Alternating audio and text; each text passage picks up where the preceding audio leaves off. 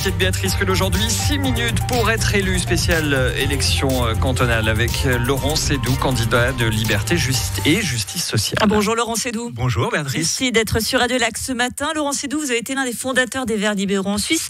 Les Verts libéraux qui ont le vent en poupe. Ils sont en progression dans tous les cantons. Et là, vous vous présentez sous cette étiquette Liberté et Justice sociale.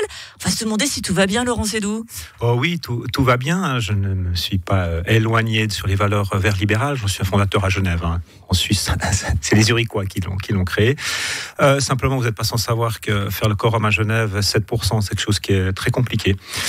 J'ai essayé d'amener des choses chez les Verts libéraux. L'équipe dirigeante actuelle, a une autre stratégie. Je leur souhaite bonne chance. J'étais prêt à ne pas me présenter sur cette liste-là et d'arriver le projet Liberté et Justice sociale de Pierre Maudet et qui correspondait exactement à la façon dont moi je pense faire de la politique, des choses concrètes, des projets concrets et plus proches des gens et défendant des choses très, très pragmatiques et avec une équipe extrêmement soudée. Et c'est vraiment comme ça que moi je vois faire campagne cette année pour les élections cantonales. Ça sera aussi compliqué d'atteindre le quorum pour Liberté et Justice sociale, c'est 7%. Alors vous l'avez dit, c'est la formation de Pierre Maudet. Pierre Maudet dont vous nous parlions 7 termes dans le club Radio Lac, c'était en juin 2019. Ce qui est dommageable pour tout le monde, parce que je crois qu'on a pu en rire pendant un certain temps. Il y a des gunfarailles, c'est sympathique, mais je crois qu'à l'image de Genève, l'image du monde politique, c'est ça qui en souffre le plus. Et je crois que ça, il s'en rend pas compte. Oui. Image de Genève qui souffre le plus. On a du mal à comprendre que vous puissiez être sur la même liste que quelqu'un qui a fait tant souffrir l'image de Genève. Alors oui, moi j'ai eu l'occasion d'en parler avec lui déjà à cette époque. Donc moi tout ce que j'ai dit de façon publique, je lui l'ai dit. Je n'ai jamais fait partie des gens qui l'ont encensé à l'époque où évidemment il était au sommet, mais de nous je n'ai pas fait non partie aussi personnellement je l'ai attaqué et là il vient avec un projet, d'abord il y a eu un passage pour lui qui n'a pas été facile et on se rend compte maintenant que la situation à Genève, il était soi-disant la personne qui amenait tout le mal à Genève, il n'est plus là au Conseil d'État et on voit bien que les choses sont pas mieux, voire bien pire et c'est un vrai constat qu'on peut faire et je pense qu'une des raisons pour lesquelles il y a des multiples listes qui viennent sur la droite, centre-droite, c'est vraiment une insatisfaction à la fois de la population et des politiques, de la politique actuelle à Genève et je crois que là on a un vrai projet avec une personne mais surtout une équipe parce que je crois que ça a été la grande force de Pierre. Il y a eu plus de 90 personnes qui ont voulu venir sur la liste Liberté et Justice sociale depuis le départ. Il y avait l'idée d'une liste compacte de 30 personnes, des entrepreneurs et des entrepreneuses, des gens pragmatiques qui sont des leaders dans leur domaine, qui ont des réseaux importants. Donc les autres ne sont pas pragmatiques, pas leaders, rêveurs. Quand vous regardez des listes à entre 60 et 70 personnes, Pierre a pris entre 1 et 2 heures avec chaque personne qui était intéressée pour venir, pour voir quel était l'intérêt. Donc il y a une nouvelle façon de faire la politique, déjà dans la campagne, qui est importante. Quand on voit les programmes un peu à la Prévert, qui sont là et quel va être le bilan au bout de 4 ou 5 ans. Nous, on est avec 20 projets concrets qui sont mesurables, que l'on peut mettre en place dans une législature et pas en 2050. Donc oui, je crois que c'est quelque chose qui est vraiment, vraiment différent, avec des gens de terrain, des gens qui ont vécu des expériences, notamment sur les questions de l'emploi, de l'employabilité. On a des personnes qui sont dans l'hôtellerie, dans une coiffeuse, des forains, des gens qui vivent. On va s'attarder justement à votre programme. Alors, pour garantir l'autonomie énergétique du canton, vous proposez ni plus ni moins que la création d'une nouvelle unité de production hydroélectrique transfrontalière à Conflans, donc c'est quelques kilomètres en aval de Chancy.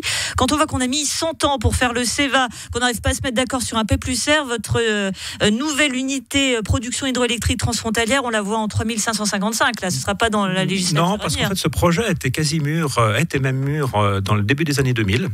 Simplement, à l'époque, le coût du kilowatt était à 3 centimes, donc n'était pas du tout finançable.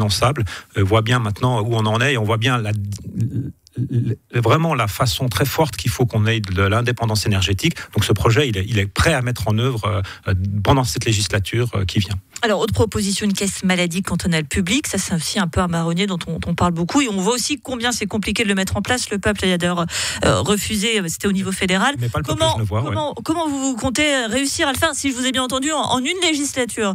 Oui, c'est simple. C'est une caisse publique peut être mise en place rapidement. Il suffit que le canton le mette en place. On parle bien pas d'une caisse unique, parce que caisse unique, il y a des choses à changer. Une caisse publique, c'est l'État qui devient un acteur des caisses maladie. Pourquoi ça? D'abord parce qu'il ne faut pas oublier que près de 40% même plus que 40% des Genevoises et des Genevois reçoivent des subsides de caisse maladie qui vont dans les entreprises privées dont on n'a aucune visibilité en termes de caisse maladie. Ça nous donnera de la transparence. Utiliser cet argent pour créer cette caisse. Du coup, autant le mettre directement ici. Et ensuite, la question de la transparence.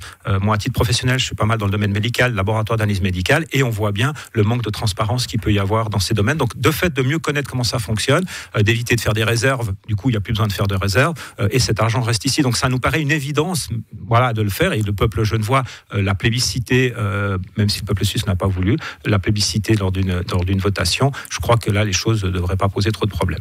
Autre proposition, des critères de proximité et de durabilité établis pour favoriser les PME locales dans l'attribution des marchés publics afin de soutenir les entreprises locales.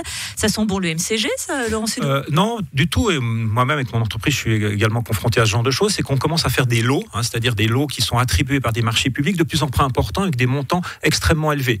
Et du coup, les entreprises locales ne peuvent plus répondre parce que ils prennent trop de risques d'y répondre. Donc, il faut pouvoir faire à la fois des lots plus petits, donc permettre aux entreprises locales, un menuisier, un charpentier, de pouvoir y répondre, et puis quitte à en prendre plusieurs, et puis aussi d'y mettre des critères quand même liés à la durabilité, mais au délai que les gens peuvent mettre pour venir, plus les aspects sociaux, ça nous paraît une évidence, et ce qu'a mis en place ou ce qu'a proposé le MCG à une certaine époque, il n'y a pas tout à jeter absolument, et je crois qu'ils ont mis le doigt sur une vraie problématique genevoise. Liberté et justice sociale, c'est donc le nom de ce nouveau mouvement et pas parti, puisque Pierre tient à le préciser, et nous en parlions donc avec Laurent Sédou, candidat au Grand Conseil pour ce mouvement. Merci à vous. Merci.